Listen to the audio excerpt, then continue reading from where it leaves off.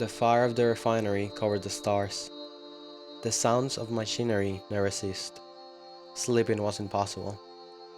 As a sleepwalker, Kay marched through life, one day deciding to leave her home, Norco, trapped in the clutches of Shield Corporation, extracting the oil and the life out of this rural swampy town in Louisiana. Her brother Blake never forgave her. He did attempt to maintain contact, letting Kay know that their mother's condition was worsening. Still, Kay left and kept her distance. Jumping from town to town, traveling across states, throwing her phone on the lake as to drown her past life, Kay joined fugitives repairing engines and weaponry. The infighting of the US as a civil war developed left Albuquerque on fire. It looks like fire likes to follow Kay wherever she goes. On a payphone, Kay hears in her brother's tone that their mother is gone. And like a moth to a flame of a refinery, Kay returns home 5 years after she abandoned the dying town of Norco. Despite being back, Kay feels alienated. With her mother gone and her brother now missing, the only thing that received Kay after her long journey are the childhood house and the family robot, Million, created by Claire Bionics, another corporation affiliated with SHIELD. In the pursuit of her brother, Kay stumbles upon her mom's investigation, a case that she was following through during her last days. Norco deals with a lot of themes, all seemingly disjointed, as we discover more and more what Kay's mom, Catherine, was investigating. Before her passing, we discover the many factions involved in this case.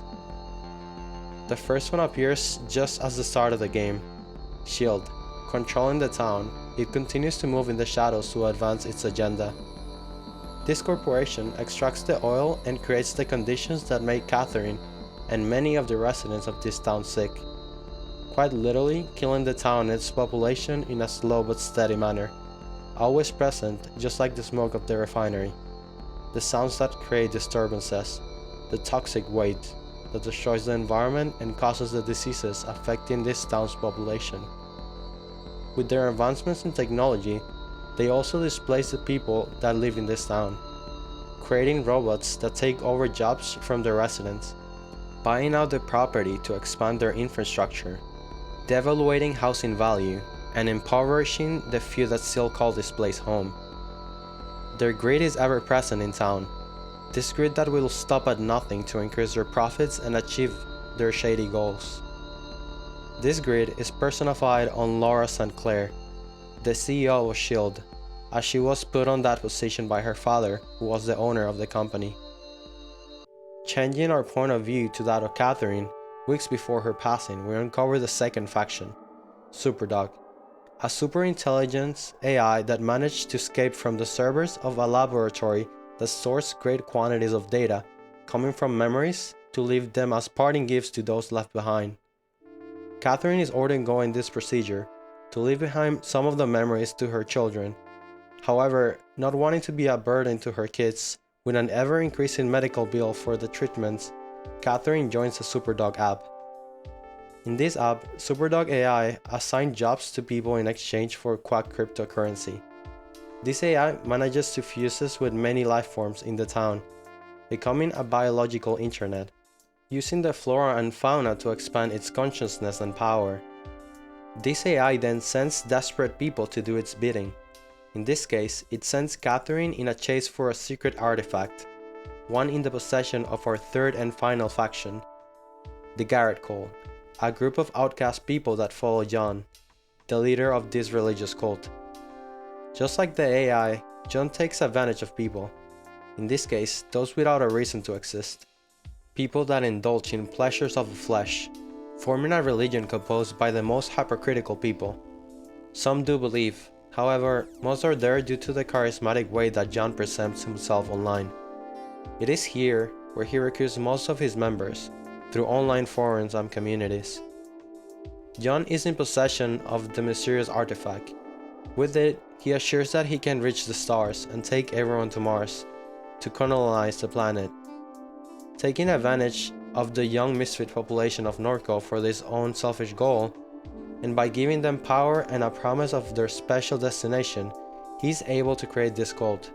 Using his minions, he builds a rocket in an attempt to go to their promised land. This special artifact is what Superduck is after, and what Catherine manages to get from the cult as she infiltrates the rank. She is only able to do this with the assistance of one of the most mysterious characters of the whole game. The Ditchman, or Pawpaw, is an odd individual. He has stalked Catherine and her family for years. He played a part in an explosion of one of the plants in Norco, one that would take the life of Blue, Kay's father, so that Pawpaw could infiltrate the family and complete the prophecy he believes in. Although it could be just a crazy man talking, if what he says is true, he would be an immortal being that has been alive for more than 2,000 years, and according to him, he made a promise to Maria Magdalene. He was either alive at the time Jesus was, or it could have been one of his disciples, and he promised Mary to take care of Jesus' lineage to eventually lead them to heaven. He believes that Catherine and her family are the last of Jesus Christ's descendants, and his mission is to take them into heaven.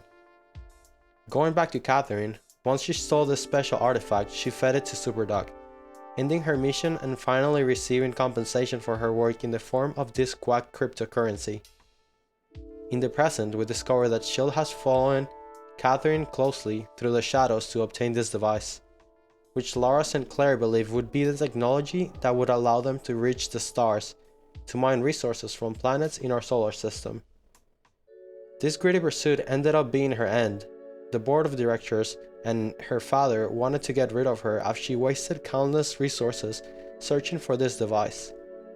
She then takes her own life, as she acknowledges that she failed in her goal, and she would not be forgiven by her peers or her father. In part, Lara was searching for this device to confirm that she was special. If this sentient entity would choose her as it did Catherine, then she too would be one of the chosen ones. By who? We really don't know, as the device never clearly states what it is or where it came from. As Kay continues her search for her brother, we explore the swamp. In it, we can find two things that prove quite interesting. One is the decaying and malfunctioning amalgamation of one of the nodes inhabited by Superduck, as it seems to be dying, failing now after consuming the super special orb that Catherine provided, either because its power was too much for it to handle or because it gave it too much power, increasing its expansion to anything that is living at a rapid pace. And due to the contamination brought through S.H.I.E.L.D.'s oil extraction and refinement, this expansion of this being accumulated all that is now decaying in the town of Norco, sealing its own end with the oil that poisoned the town. In the swamp, we also find John's head, who lost control of the Garrets, a group that started with deception, taking advantage of those weak minds, now fractionated, the ones that had different beliefs are left behind, and those super fanatics that are willing to do anything to achieve this new world. The latter is now led by none other than Pawpaw. Using the Garrets, Pawpaw manages to retrieve Catherine's dead body, kidnap Blake, and bait you into joining him on the orb to the top of the rocket.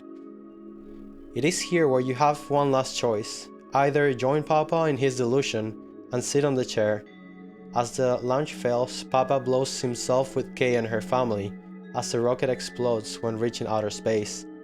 Or escape, either leaving your brother and your mother's corpse behind to follow the same fate as the other option, or by making one of the Garrets live beforehand, creating a distraction, managing to escape with your brother and your mother's corpse. Norco at its core shows us that hope can be weaponized, how it can be used to manipulate people, and how natural and destructive greed can be. It also paints a picture of how little control of our life we have, how corporations, religion, the internet, and even friends and families may influence us in our daily life. To start with, Catherine is manipulated by Superduck to do its bidding. She was desperate to make some money, not to burden her children with her debts. Little did she know that by doing so she was securing her own death. Her cancer was in remission, but as we learned in the swamp, the high levels of radiation emitted by Superduck caused the cancer to spread once more, ending her life. And to make things worse, when we get Catherine's phone as Kay, we see that the Quack cryptocurrency has crashed as Superduck begins to die, leaving only some change in her wallet for her children. Lara hoped to be special, hoped to be remembered by achieving intergalactic travel, by making her dad proud. All of her dreams shattered as she realized that the special device that chose Catherine would never choose her. And yet, it was the destruction of Norco and its inhabitants with the oil plants that she is the CEO of that caused Catherine to get sick and then find the special device that Lara could never obtain herself. John managed to control the population of misfits that did not belong anywhere else, creating a cult that promised a new successful start in life on Mars. With guidance of the Holy Spirit, in this case in the form of the special device, he is later killed and his cult overtaken by Pawpaw to fulfill his own goal, becoming just a pawn in Ditch Man's plan, falling from the grace of being considered a prophet or even a god.